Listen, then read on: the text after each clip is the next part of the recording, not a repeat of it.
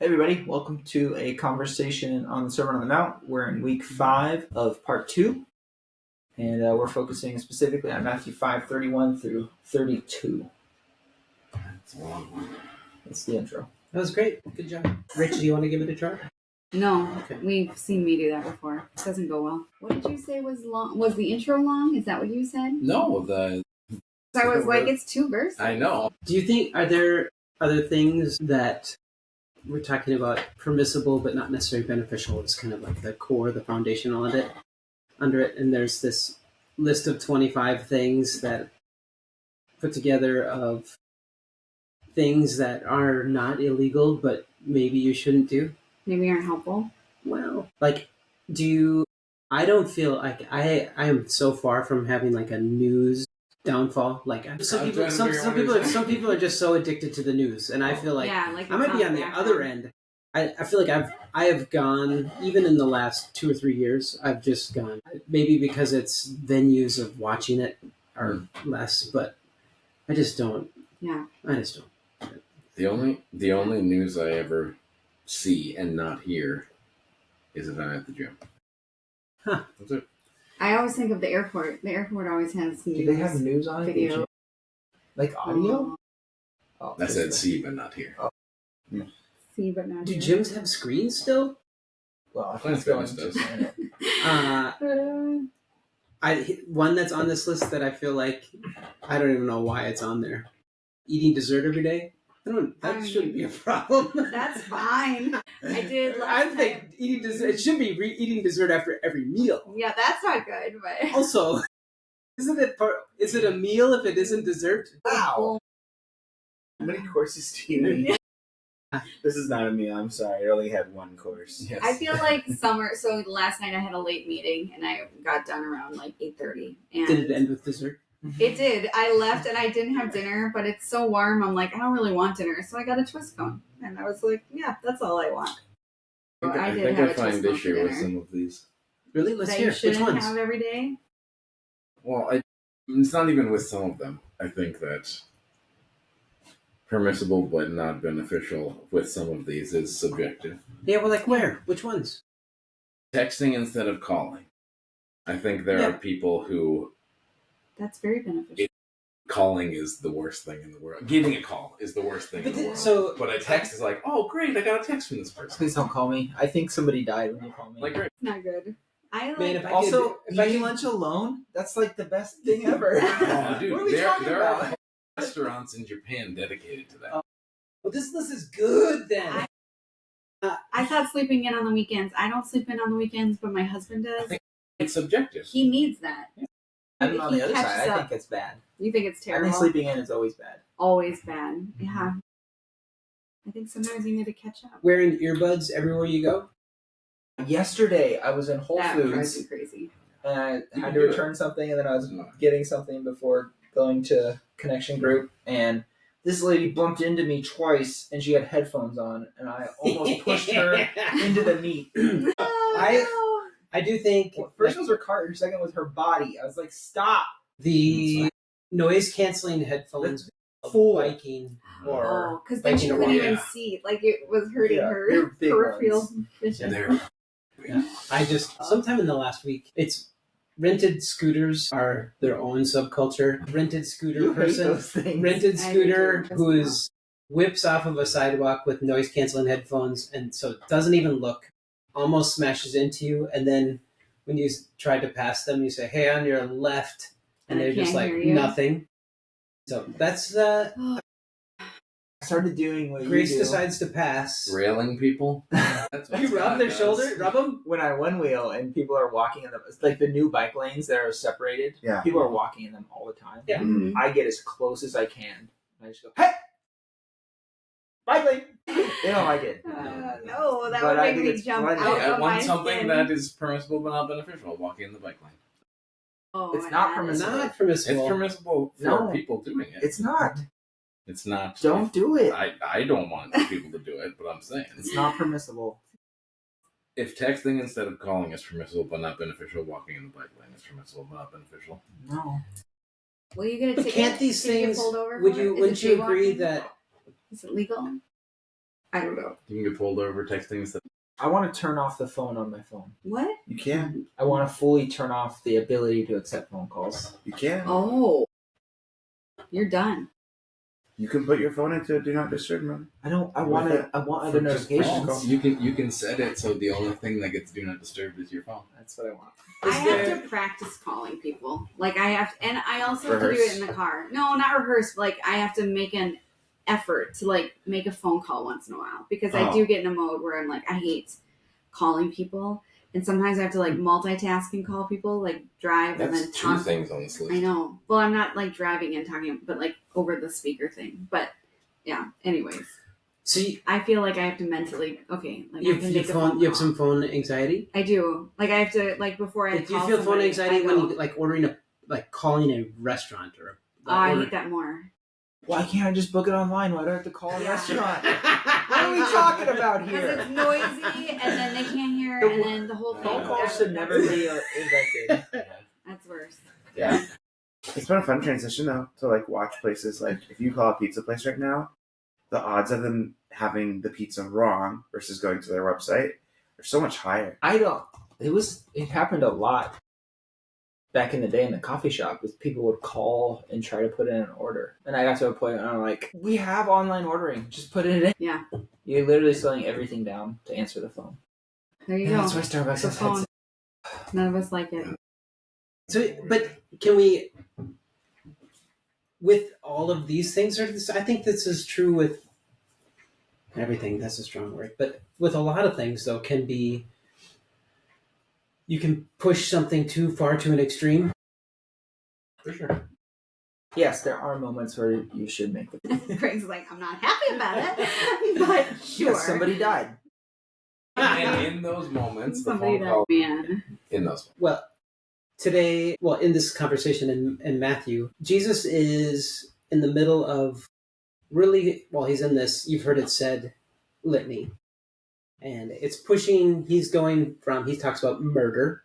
He says, hey, everybody, we're all on the same page on murder, right? Shouldn't do it. Well, I'm telling you, not only not murder, but don't be angry or call curses.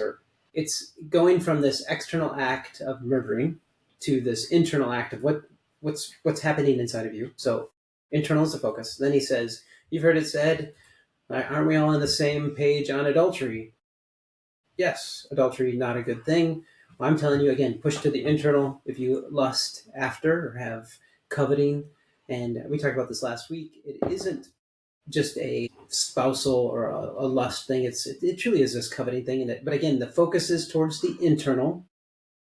And then Jesus, it's this different, it feels like a different context, but the same heart in it is it pushing towards the internal. So we have this, is that Jesus says, you shouldn't divorce your spouse with no reason.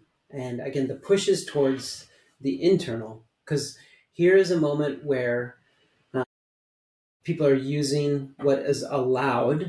Divorce is allowed, but are using it to this extreme where it is become for no cause, no purpose, and really the thing that is found here contextually is that it is specifically marginalizing these women. And so the transferable thing in this is that while, I want to tread this with cultural intentionality, I think the cultural state of women during Jesus's time is that their ability to be marginalized was available at a different level. Is that fair to say? Yeah. Well, and I think too, like, just to go back just a second, there was a debate happening where one side said, like, the only reason you could ever divorce is sexual immorality. And the other side is like, you could divorce your wife for a burnt meal, like something that they thought was disgusting. What would happen to a woman? And like, just what would happen in this moment if a woman was divorced was like, they didn't have power. So if they were left, they either had to move back home with their own family or get remarried. Mm-hmm. And like being remarried in this, like in the NIV version, it says it makes her a victim of adultery. Mm-hmm. And so it's like, this is something done to her and done. And so it's like the women didn't have power. And then if they burnt a meal or did something that like the husband thought was indecent and frustrating or made them mad, they could just dispose of them. And so they just, in this, scripture. And I think over and over again in the Beatitudes and in what Jesus is saying, there's so many moments where we see people being disposable, being replaceable. Yeah. And I think these women were being treated as replaceable and not really even cared for, in the sense that, like, what was the consequences to treating their wives this way? Mm-hmm. Like, Jesus is calling them to this covenant love. And it's, if marriage is supposed to look like your relationship with God, and it's supposed to be this covenant relationship, which, I mean, it's just this earthly, it can be viewed as like what you see with your relationship with God. And then you just dispose of that so quickly. There's no faithfulness. There's no loyalty. There's no care for what is done to that woman when they're disregarded and when they're replaced. It's just a very, I don't know, it's a very painful view of people. Yeah. And again, pushing this back to Jesus's theme, to the internal, is mm-hmm. that when you're in a place of power and authority, you can do what you have right to do, and your rights can become really inflated when you're in a place of power and authority. And his declaration is, listen, if you use your power and authority to marginalize people, mm-hmm. you're not focused on commitment, and also, again, the value of people, you're missing it. Yeah. And I love it. Greg, you put together, and I expanded on some more, but these on the theme of people that were marginalized and Jesus or God's relationship with people that are marginalized. There's a theme of women being, again, stuck up for. And this is not, again, I feel like we have to overstate it. God is not saying that women are helpless. No. This was the cultural context. And so the thing that is really important for us today is to think of what is our cultural context of who is marginalized. Mm-hmm. And it has changed. It has changed. The thing that hasn't changed is that God gives these great examples of how we as people and how he as God interacts with the marginalized, or those that are in danger or on the mm-hmm. aptitude is high of being marginalized. And these are profound stories. And I love, just, again, Jesus is such a great example of his, with the woman at the well. Again, somebody who has had multiple spouses and is fending for themselves, is feeling that there's, again, cultural context in this, even with the Samaritans here, that she's coming to the well because she's not welcome when everybody else is there. And Jesus interacts. It's really like, who's interacting with somebody who's trying to avoid being interacted is probably somebody else who's got some challenges and being mm-hmm. interacted with. And so it's kind of a beautiful moment of Jesus meeting her in humility himself. And the woman caught in the act of adultery, Jesus being, again, it would have been so easy, just like, why are you involving me in this? You guys do what you want to do. And Jesus standing up, defending her is really incredible. And what has to happen internally in order for you to not marginalize and also to defend the marginalized mm-hmm. is the incredible call to action. I think that just like these stories of the women, like just thinking about, again, the cultural context, like I think growing up, you read these stories and you just see Jesus's compassion, which is evident. But I also think there's like these, like with the woman at the well, like she's been married 5 times. Like either she was widowed or discarded 5 times. Like she didn't have the power to divorce a spouse. Yep. So like this is somebody that, like, when I think about that, like first of all, like, I didn't even, like, before studying this past week, I didn't even think about the fact that she could have been widowed multiple times and just like going through that multiple times, but then also being discarded multiple times, like just that, like both of those pain points, and then being an outsider and unwelcome and like being punished for some things that have been done to her. And I don't know, it's just such a painful moment. And it makes me just think, like, when I think about people that may not fit in, I don't know if that's the right word, but are seen as outsiders, and like how Jesus cares for them, like how do we shift our mindset now? Like how do we, as the church, how do we do that better? How do we care for people that are outsiders or feel like they're outsiders better? How are we intentional in this? It just is really, I don't know if it messes with me, but it makes me go, well, it kind of does, but in the sense of like, how can I be more intentional? How do I make sure people are seen that usually aren't, Well, I think a question that we're going to ask is, how do people rationalize marginalizing someone? Which is a fun question, but I really feel like in this moment where Jesus is confronting this thoughtless divorce and the marginalizing of these women, I feel like that is the question. As Jesus is looking at these people, is, could you tell me a little bit about your rationalization of abandonment, of marginalizing, of taking advantage of being so uncaring? Yeah. And I think people are very rational. People have, I think, very rarely do people do things without a reason. And I just think that, I don't know, do you think, how do people rationalize marginalizing someone else? I feel like it's so sneaky. It is sneaky. Like, I think there's things we don't see. Like, you may not even realize you're marginalizing someone in like things that you do. And I was thinking that's number one, is that, I didn't even know. I didn't even know, which is hard for me to, like, when I read these stories, it's still hard for me to think that maybe the husbands didn't know, but I think they don't, like, there was just, how did they view their wives? Like, how did, like, they talk about viewing wives and children as property. And so that feels really, I don't know, it feels really hard when it's like in your face and you marginalize somebody. Like, this is somebody that you're married to. And maybe marriage looks different, but still, like, this is somebody that you were meant to care for. Mm-hmm. How do you rationalize that? I just don't know. I think too, like, I think number 2 on the list of reasons why is like, well, you kind of get what you deserve. Yeah. And that is like what Jesus' call for internal change is at the moment when internal change, when you go unaware, but number 2 to go, not my fault that you did A, B, and C, and now you get, whether it comes from me or other people, whatever. Yeah.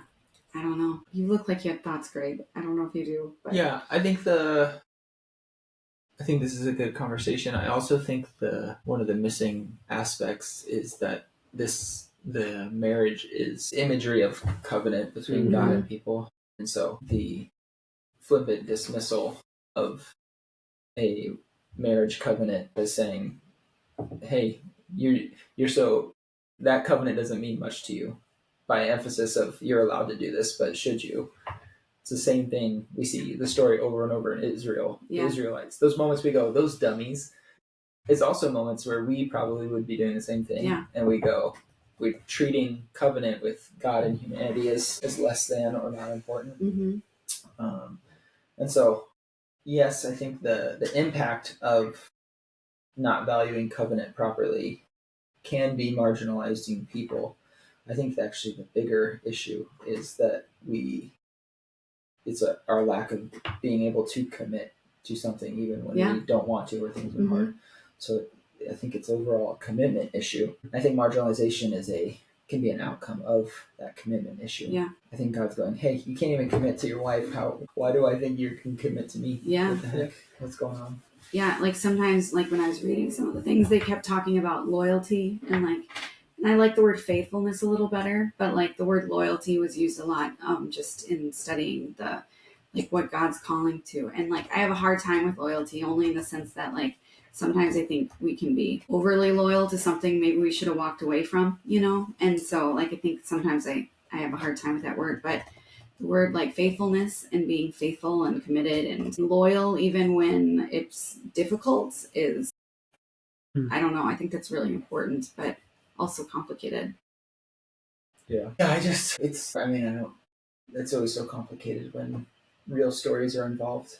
Yeah. But like, I don't know, I feel like it's hard to fault somebody for being overly loyal. Yeah. Versus it's way easier to fault somebody who is never loyal to anything. Yeah. But I think it goes, speaking like just personal experience, like I hope that I always err on the side of being a little too faithful, a little too loyal, a little too trusting. I think that's true. I think I mentally have to like process through something, but like I do feel like absolutely I'd rather stay a little too long. And I think over and over again, Jesus, this one feels like a real external example, but over and over again, Jesus is pointing to the internal. So what is the internal of of these words here, and I think it is that commitment. It is that seeing how your non-commitment impacts the people around you. And you go back to that list of 25, because you can look at it surrounding commitment. Be committed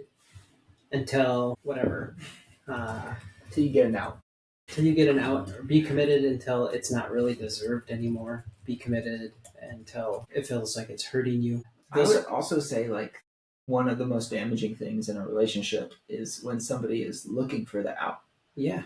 Like, is that really... I'm just like, is that really commitment? Like, if you're at a job and you're like, I'm just waiting for them to do this thing, so I'm justified to quit. Yeah. Like, is that really... I don't know if that's commitment. But people... I have friends who have lived their faith in that way, of, like, always trying to find the gotcha moment so that they can find a way out. Or people are part of a church, or in a marriage. Yeah. Like, just waiting for this to happen so that I'm justified. Yeah. Or they stay in a marriage. Like, that's one thing, like, I feel like I've seen a lot, where you stay in a marriage because you know it's the right thing to do, but you don't actually work to fix a broken marriage. Yeah. And you're basically roommates living together and not talking. And I'm like, is that any... I mean, I don't know. Maybe it is better, but also... I don't know. Like, I think that's missing. What did I say? Okay. But just, subtitles. Sorry, I got distracted. But yeah, like, how do you, in this loyalty, in commitment, in faithfulness, like, looking at our relationship with God and having it matter instead of just being committed because it's the right thing to do. You know, what does it look like to have it matter in my life and have impact in my life, and not just be lip service, but actually how I live, you know? Mm-hmm.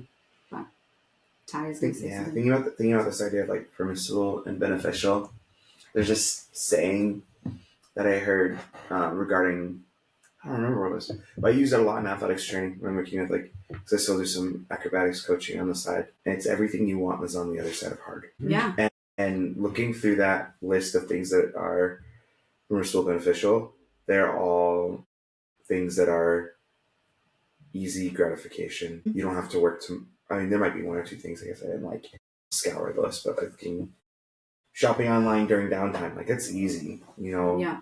Sleeping on weekends, easy, you know? Using filters, because they're put right there in front of you. Instagram makes money off of those sort of things, and they know that those sort of things push the algorithm. So I think about, like, relationship and commitment, and it's not always fun. It's not always easy. It hurts, and doing the work to make it good hurts or can hurt. And so, but this idea of, like, when people think about, like, you know, they're looking for an out, my life would be so much better if I didn't have to deal with this or that, how this person treats me, this, when we, you know, whatever. Logan's looking for that out. You're never going to get to that ideal world if you don't push too hard. Mm-hmm. Mm-hmm. Yeah. And the internal of resolve to be committed, it's almost like committed to a fault, but at least trying to get as close to that as possible, is not going to just come by what is culturally appropriate or what is going to be admired or seen by others. The foundation of commitment that is truly, like, again, what God is calling us to, is going to come through internal transition and transformation, not by, I'll be committed until I have not just internally, but externally, an appreciated by my world's out. Yeah. And because that's what was happening here, is that even though there was debate, what was acceptable, you definitely would gravitate to the world that would make sure that you were acceptable in whatever you were doing. Jesus's call is to move from, don't worry what other people see about your commitment. Just be committed. I was just really, before we do Rich's wrap up, I was just thinking how it would feel to, like, know this debate was going on when you were a woman at that time, just knowing, like, how they were deciding whether or not you were disposable. Like, just, I don't know, that feels like a painful little little thought. But think about the impact internally on them. Yeah. Should I sing it? It feels like a little awkward to sing. Rich's wrap up. There it is. I just think you said, this is a thing that's been running through my head, is you said being committed to a marriage but not actually doing anything about it just because, oh yeah, we're married, so we're committed. I think that in the greater picture of internal change and what is being taught throughout all the Sermon on the Mount by Scripture and everything, that's not commitment. Yeah. You know, when you have commitment to that thing and the internal change, then there's then you start to not marginalize. You start to care. You start to love. And you're not looking for the out. You're looking for the fix. Yeah. And not like the fix, meaning like this is the one thing that'll fix it, but going, what's the next step to make things good again? And that's, I think the commitment is to the good thing, the paper or the thing itself. Yeah. So that's the going through and like getting to the conclusion here where what are some internal changes that help us not marginalize people. I think for a first part of that is we gotta redefine what it means to be committed. Yeah. Yeah. So that's Yeah. what I got. That's good. See you guys next week. Later.